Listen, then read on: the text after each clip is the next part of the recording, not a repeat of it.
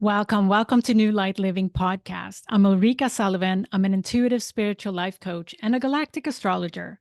This video is a galactic astrology reading of the full moon in Leo at 5 degrees 15 minutes on January 25th, 2024. Welcome.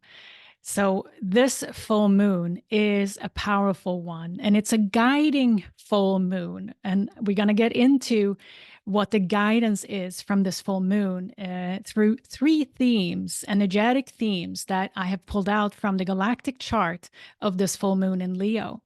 So what I do in these videos, I put an outer layer of fixed stars, galactic points, and celestial bodies to the Western tropical astrology wheel. And that is to help us connecting with our bigger self. I call it the bigger self, our multidimensional self. The ruler of this full moon is the sun. And the sun is located now at 5 degrees of Aquarius, highlighting the ingress of Pluto in Aquarius. So there's a big spotlight at this point in the chart. And we're going to talk a lot more about this highlight of Pluto in Aquarius. Just as a reminder, Pluto just entered Aquarius alongside the sun on January 20th. And this is really a historic entry, an ingress into Aquarius, which is, from a galactic perspective, there are two fixed stars that are really key in the vicinity of 0 to 1 degree of Aquarius. And that is Aquila-Altair and Lyra-Aladfar. And today I'm going to highlight Lyra-Aladfar because Lyra-Aladfar is located at 0 degree of Aquarius, while Aquila-Altair is at 1 degree of Aquarius. So that will come. I will talk more about Aquila-Altair as Pluto continues to move forward in Aquarius. So this video is going to highlight Lyra-Aladfar because there is pretty much an exact conjunction to this fixed star at this time. Now, Pluto's journey in Aquarius is going to be a direct forward motion in Aquarius until May 3rd, when Pluto is going retrograde and retrograding back in Aquarius, and then enters back into Capricorn on September 1st, 2024. And then as Pluto goes direct again, and then November 20th, I believe it is, goes back into Aquarius in direct motion for a little more than 19 years until 2043. So Lyra-Aladfar is going to be highlighted over and over again for the next couple of moons. So I think this is a really strong message from the universe to really examine the archetypal energy of this fixed star, Aladfar. So many of us are curious about what else is there.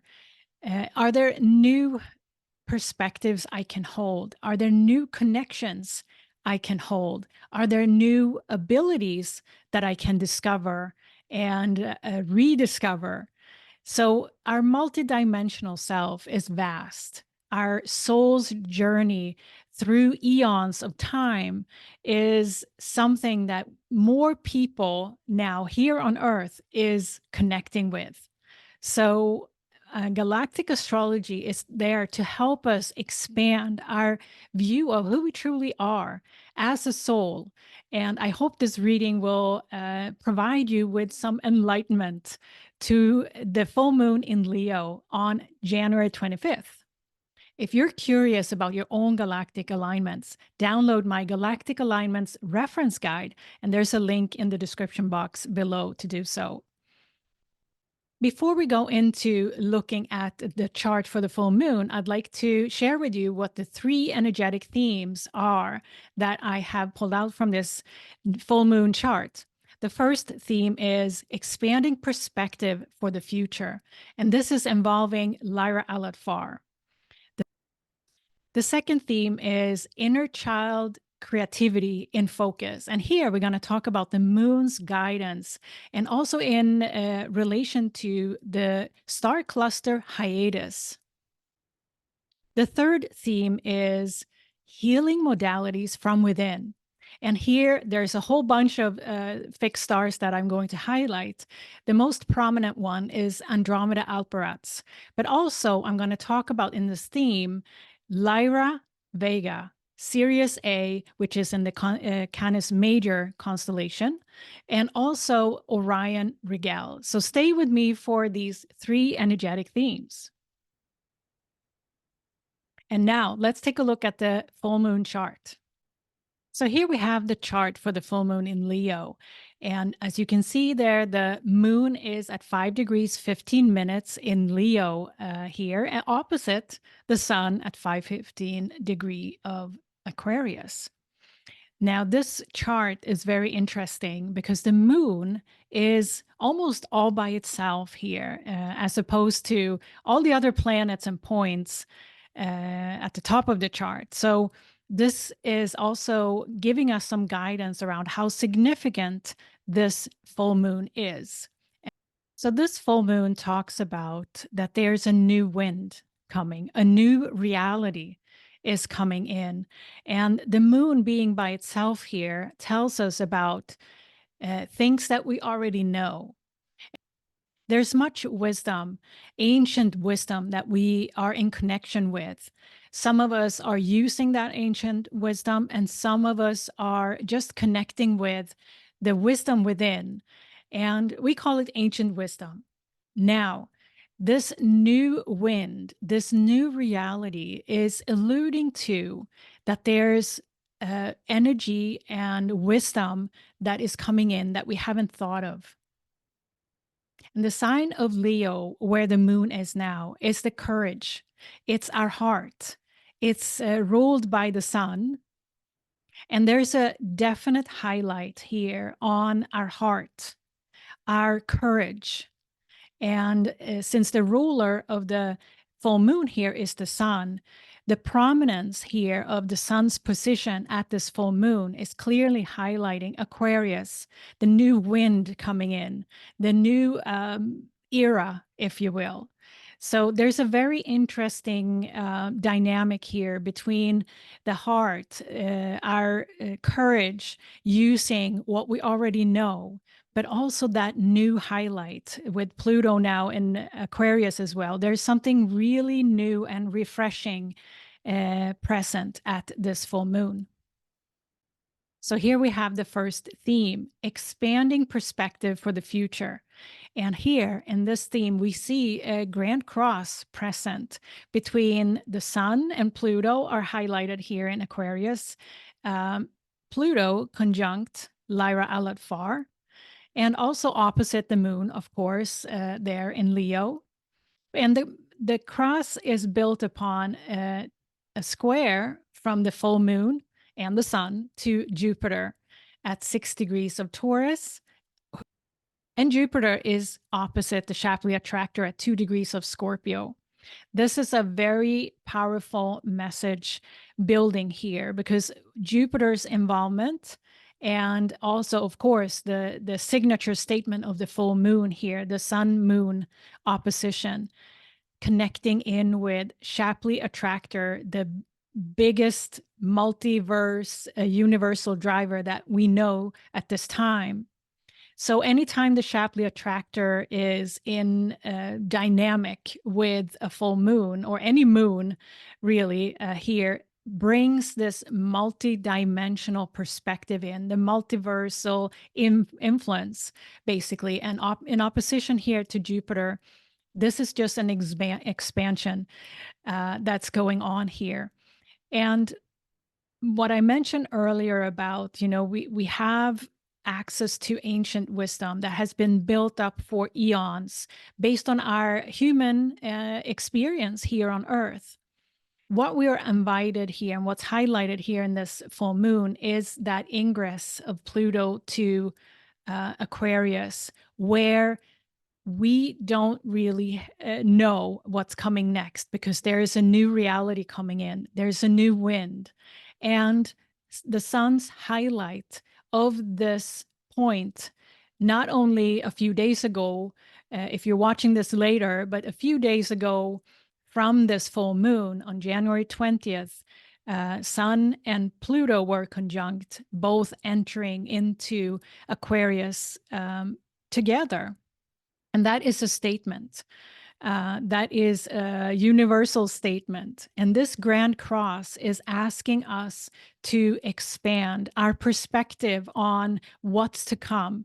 And it may be something that we haven't thought of because it's that new. And if you think about a coin that has two sides, so we know ancient wisdom, what we have built up through physical and non-physical experience here on Earth. And it has two sides. Imagine this coin now becoming multidimensional with many sides, like a Merkaba almost.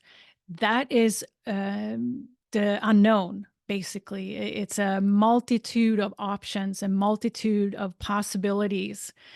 So imagine that's the texture I feel as a description, how to describe this new wind, if you will. So take that as something to think of. Where do I need to expand my perspective of this reality? Because it's getting expanded as we speak. I wanted to highlight Lyra-Aladfar here, and it's in the Lyra constellation. I have circled it here. Lyra-Aladfar is a archetypal energy of masculinity, structure, somewhat fear-based, but very protective. It's the archetypal energy of the warrior that stands up strong in sovereignty to protect what we have. And we can link that into, we are protecting our heritage here on Earth. Lyra-Aladfar also has a story of yearning for peace, liberation, and in simple terms, it's the journey from fear to love. So Lyra-Aladfar is associated with energy of liberation and going through the journey from fear to love. In this Grand Cross, it's the moon that is providing the guidance. The moon is providing that courage it takes to walk the path from fear to love. And it's heart-based. Leo and the sun is very much heart-based, right? So the full moon is guiding us to step further into that trust within, and at the same time expanding our perspective of our reality, our external reality. And Lyra-Aladfar is going to be a prime focus for quite a while here as Pluto very slowly ingresses into Aquarius. This energy is about liberation and addressing injustice, but also to walk the path from fear to love and feeling protective, feeling the boundaries, and still calling on that courage that it takes.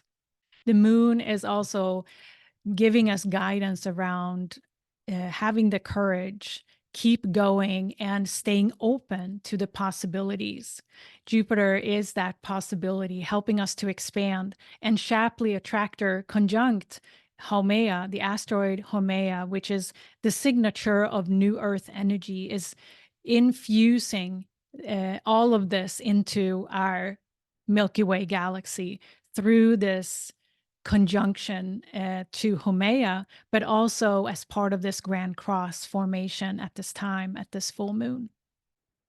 So the question becomes, how are you going to relate to this new reality, this new wind coming in with Pluto in Aquarius conjunct Lyra-Aladfar? And before we move on to the second theme here, I just want to mention that there is another fixed star in Lyra constellation that is named Lyra-Aladfar Lyra-Aladfar, and that's a different star located at 10 degrees of Capricorn. So the second theme I've called Inner Child Creativity in Focus. And here I'd like to highlight the moon again. As you can see, this yod formation here, which is built from Saturn at 5 degrees 44 minutes now in Pisces, conjunct Fomalhaut, the royal star Fomalhaut at 4 degrees of Pisces. And we also have Venus in the mix here at 2 degrees 56 minutes in Capricorn. Now, this is a yod that is pointing towards the full moon. Now, we want to first focus on Venus because Venus is making a sextile to Saturn and conjunct Fomalhaut, but also a sextile here to Haumea and the Shapley Attractor at 2 degrees of Scorpio. So she is very much supported in this position with sextiles around her. The feminine energy infused in this yod is part of the guidance that the moon gives at this full moon. Alongside Saturn's angelic influence from Fomalhaut, the royal star Fomalhaut, related to creativity, to Archangel Gabriel, which is really the ultimate infusion of creativity that you can get. So Saturn is asking us to tap into that creativity with all that infusion from Fomalhaut, and Venus is asking us to, use your feminine side here, use the multidimensional perspective from the feminine way, so to say. So this is what builds up the moon's guidance here in this second theme. But there's more.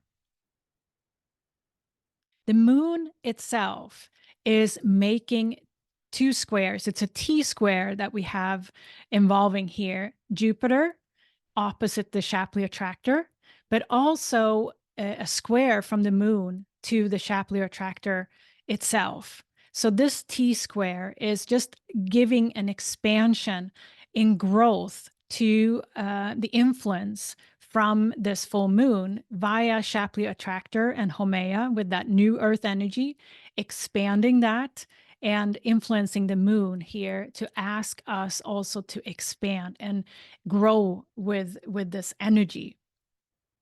Now, the moon is also supported by two sextiles, and one is the sextile to the supergalactic center at 2 degrees of Libra, but also a sextile to the Starcluster Hyades at 6 degrees of Gemini. And that is the ultimate energy of creativity here. The guidance of the moon here at this full moon is key, and it points directly to creativity and the inner child. I want to show you how Hyades as a star cluster is positioned within the constellation of Taurus, the bull. And the star cluster of Hyades is associated with the archetypal energy of play, of creativity. And many times when someone has had a galactic incarnation in the star cluster of Hyades, it has been right before incarnation on Earth. So that infusion of creativity is likely some important part of the energy that it takes to descend to Earth. The moon's position here at 5 degrees 15 minutes is in the first decan, which is the physical realm.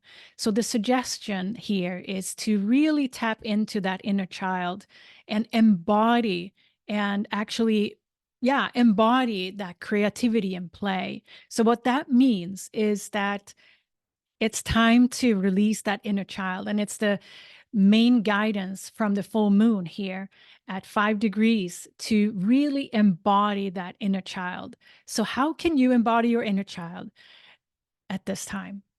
So the third theme here I've called healing modalities from within. And Chiron is in the center here in this theme, conjunct the fixed star Alperatz in the Andromeda constellation.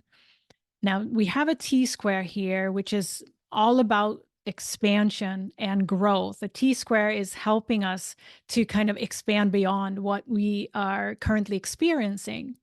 And the square here to Lyra-Vega through Mars conjunction with Lyra-Vega is an important one.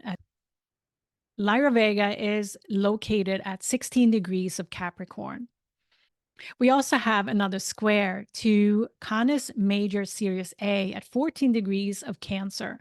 So this builds a T-square, which is a growth opportunity, something that we need to consider together to be able to expand beyond what we currently know. Now, first, Andromeda-Alperatz here is associated with archetypal energy of plasma beings, and also somewhat of a fantasy world, fantasy reality. And the highlight that Chiron is making here in a conjunction to Andromeda-Alperatz is really our opportunity to bring forth our imagination. If we have suppressed our imagination, our way of stepping into another reality, our imagination, there are no restrictions really if we have developed that within ourselves. And the plasma beings that are associated with Andromeda-Alperatz may symbolize a new reality for us. And Chiron being here is that there's something here that we need to uncover, something that we may have suppressed. Or if we go back to the chart here, we also have Sirius A and Lyra-Vega highlighted here. And it really is that T-square. And Lyra-Vega and Sirius A are associated with together a archetypal energy of spiritual mastery. There's a different story between Sirius A and Lyra-Vega. Sirius A is a place where spiritual mastery, many times from a more of a masculine type energy, is present. And in Lyra-Vega, it's more the feminine spirituality archetypally that's associated with Lyra-Vega. This T-square is suggesting that the merge of the two, and that becomes a new reality. How can we balance that masculine, feminine with spiritual mastery within ourselves, and the opportunity to place ourselves in a reality that we can be even further advanced than what we know of today. The main message here of that T-square, as I feel it, is that the spiritual healing arts, there are much more modalities to come, and many of them may be based on our inner powers coming from within and how we are seeing our reality in a healing moment. And there's much more to come here to be articulated, of course, but that's how I receive this energy for this full moon. There's also a trine here to the Great Attractor and a sextile to Orion-Rigel. And this is a flowing energy, a supportive energy, because there is something here that we may need to let go of. I also want to highlight the trine to the Great Attractor, one of the universal drivers located at 14 degrees of Sagittarius, and also the sextile to Orion-Rigel at 16 degrees of Gemini. This flowing energy is supportive of this new discovery, this new reality that Chiron and Andromeda-Alperatz is linked into. Orion-Rigel is an energy of invention, teaching, but also very benevolent and expansive. Chiron here is, through the sextile to Orion-Rigel, supported by suggesting discernment in this flow of energy. Discernment is a quality of energy that is completely needed at this time if we are moving into a new reality. So Orion-Rigel is that discernment, guidance, asking us to balance the non-physical with the physical. Orion-Rigel is asking us to truly have discernment for what is truth in the spiritual healing arts and what's not real. This is a guiding reality check, really, because anytime we enter a new reality, there is a request for discernment. And I sense that this is also a guidance as part of this full moon, is that when many new modalities, new ways of healing is coming into our new reality, we need to be able to discern what is real and what is actually true and truth, and what is actually not with pure intention. So this theme has another part to it, and we're going to take a look at that next. Mars and Mercury are involved here as well in this theme because of the opposition from Mars to Canis Major-Sirius A, but also a quincunx from Mars to Orion-Rigel, and we could include Mercury in this as well. This is important because Lyra-Vega is that feminine influence of spiritual healing arts, and highlighting to us the importance to balance the non-physical and physical healing modalities. So this theme is really highlighting to utilize our ancient wisdom, our ancient soul wisdom around spiritual healing arts. But there's a new influence here in a new reality that we're asked to use, and balancing that ancient soul wisdom of spiritual mastery with something completely new coming in a new form, a new modality, and the ability that we all have to discern from within what resonates with us and what doesn't. Because the heart here, the moon's influence is guiding us to use the heart in this matter. So here we have Orion-Rigel that I wanted to highlight here in this reading, because Orion-Rigel has that influence on this full moon around using discernment based on our ancient history and learning we have built up as a soul over eons of time. And it's important to utilize our discernment when setting in intentions, but also in knowing what is for us, what we resonate with and what we don't, because there will be likely a multitude of ways that are presented to us, multitude of modalities that we have the full possibility to explore. But in there is the discernment that we're requested to apply. And and it's not necessarily going to be something that we can see. In the Aquarian age, it's all about air and it's unseen, right? So to utilize our discernment and use that ancient soul wisdom from within is an invitation to do.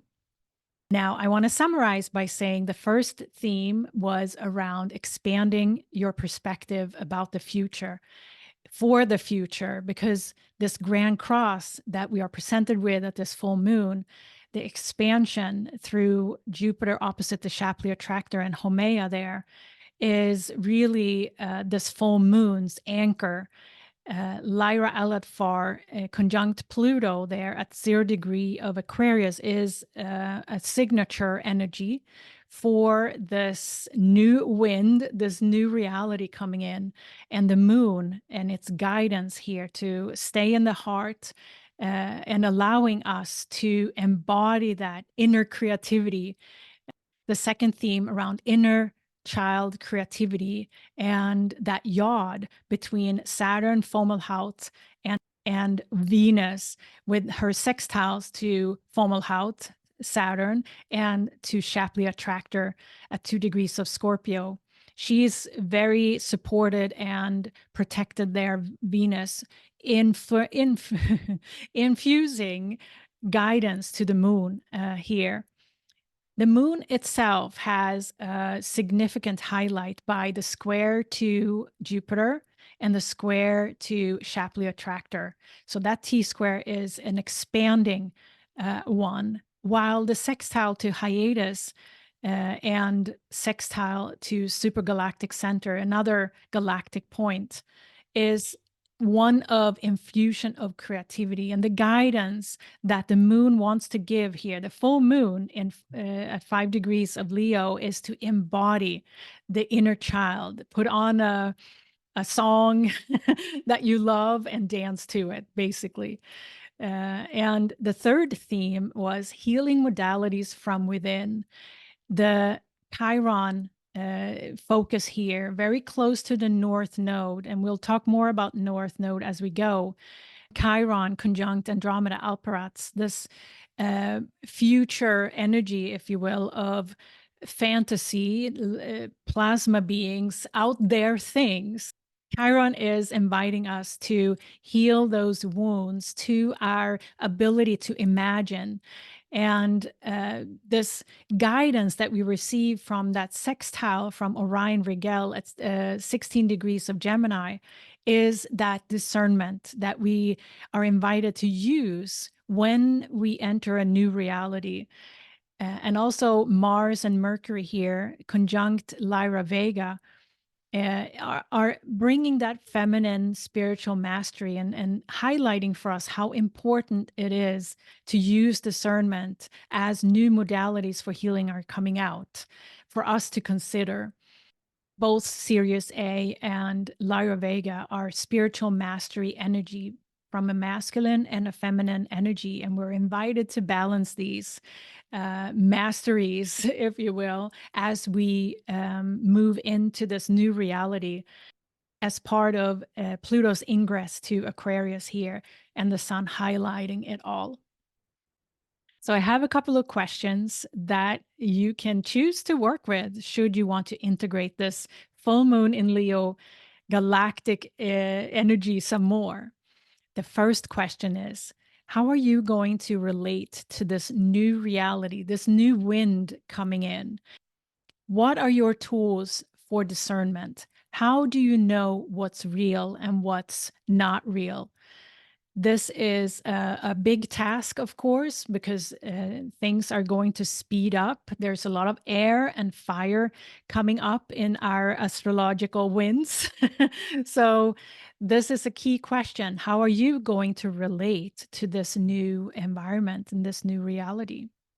How can you expand beyond what you currently know? The second question is, of course, regarding your inner child.